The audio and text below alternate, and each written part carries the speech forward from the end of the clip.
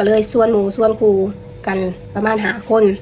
เขาไปเบิงว่ามีเจียร้ายบอแทบอมีคำแทบอด้วยความอยากหูอยากเห็นแล้วก็อยากได้ทองคำนั่นแหละก็เลยเข้าไปแล้วทีนี้ก็ไปได้เจียเนาะแต่ยังบ่ทันเห็นทองคำได้เจียเพิ่นว่าได้เจียมาแล้วนี่อยากออกมากำลังสิออกมาเข้าไป1 ชั่วโมงเนาะเพื่อสิสมัครแอป Blue Plus แลกคะแนนเป็นส่วนลดกาแฟโหลดเลยคอยได้พัง2 คนที่ติดอยู่ในถ้ำให้สัมภาษณ์เนาะ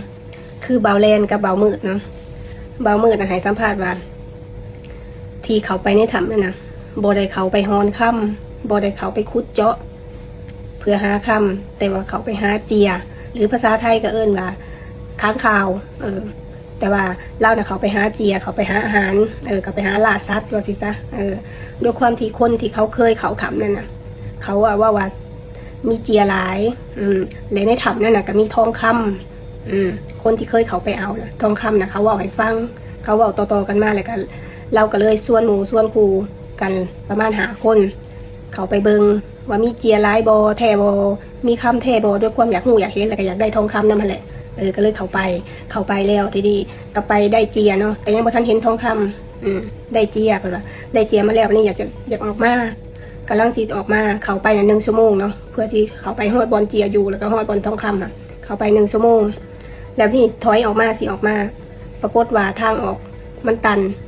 น้ำท่วมออกมาบ่ได้เพิ่นว่าก็เลยติดอยู่ในหันก็เลยขึ้นไปอยู่ที่มันสูงสุดในหันก็คือมันจะเป็นโขดหินน่ะขึ้นไปอยู่ตรงนั้นแหละเพิ่นว่าที่สูงสุดแล้วก็ที่คิดว่ามันจะปลอดภัยที่สุดนั่นแหละมันก็เลยขึ้นไปอยู่ตรงนั้นแล้วพี่นี่คำบอกเราจากเบาแลนเนาะเบาแลนเราไปครั้งแรกเบาแลนไปครั้งแรกด้วยความที่มูว่าในหันมันมีทองคำแล้วก็มีเจียแต่ก็เลยด้วยความที่ตัวเองก็เป็นคนมักล่าสัตว์เป็นคนแบบชอบแบบว่ามักหาอยู่หากินกับธรรมชาติไปแล้วนะเป็นคนมักล่าสัตว์เป็นคนหาอยู่หากินตาม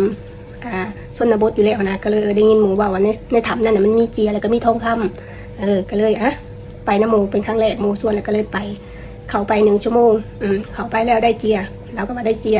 เขาบอก2 คนเนี่ยคล้ายๆกันเลยได้เจียแล้วก็เขาไปกระซองหาคือคำบอกเราของคนที่เคยเข้าไปในถ้ำเคยบอกว่ามันจะมีหูน้อยๆมีทองคำอยู่หันเขาบอกนะถ้าผู้ใดเห็นหูน้อยๆนั้นเจอก็เท่ากับว่าเจอทองคำเราก็เลยไปหาเรายังบ่เห็นหูน้อยๆนั้นเรา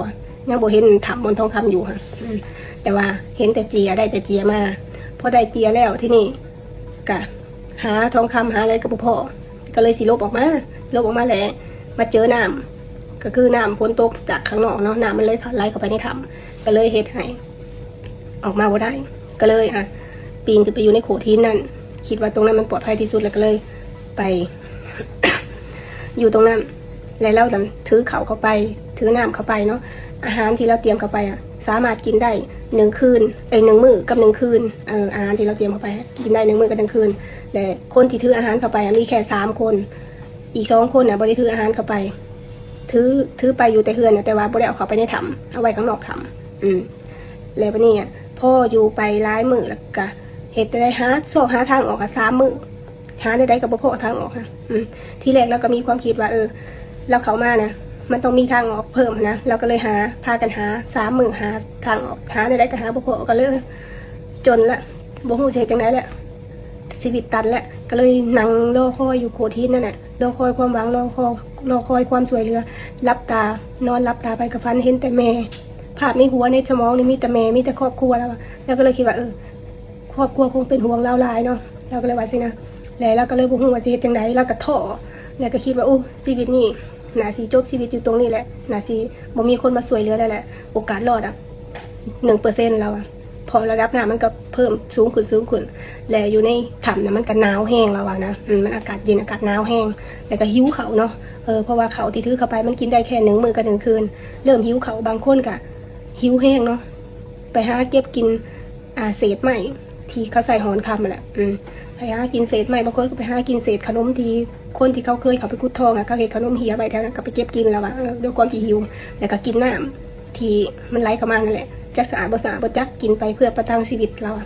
แล้วพอนี่คนซื้อมืดนะบอกว่าเล่านะฝันเห็นแต่พญานาคแล้วก็ฝันเห็นคนโตใหญ่2 คนโต ตัวใหญ่ตัวสูงเลยแล้วแล้วก็ฝันเห็นพญานาคฝันเห็นทุกมื้อเลยตั้งแต่เขาไปอยู่ในถ้ำนะฝันเห็นอันพญานาคเว้าว่าในความฝันเราว่า